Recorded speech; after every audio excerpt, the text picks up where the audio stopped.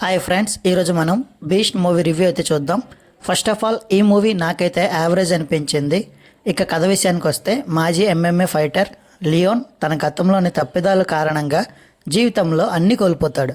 మళ్ళీ తన జీవితాన్ని గాడిలో పెట్టేందుకు అక్రమ అండర్ గ్రౌండ్ ఫైటింగ్ టోర్నమెంట్లో అడుగు పెడతాడు. ఒక్కో ఫైట్ అతని ప్రాణాలకు పరీక్షగా మారుతుంది. చివరికి అతను తన శత్రువులను ఎలా ఎదుర్కొన్నాడో, తన జీవితాన్ని తిరిగి సాధించాడా అనేది మిగతా కథ.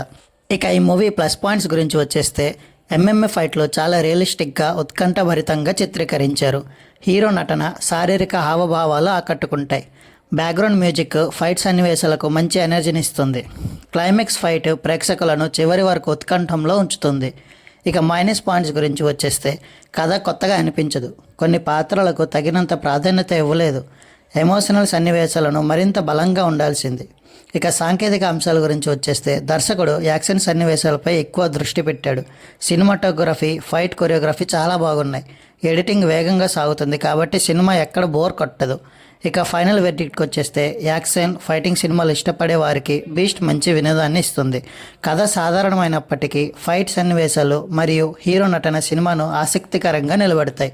ఈ మూవీకి మా రేటింగ్ వచ్చేసి 3/5. ఇది గైస్, ఇంకొక రివ్యూతో మళ్ళీ మీ ముందుకు వస్తా. అంతవరకు బాయ్ బాయ్.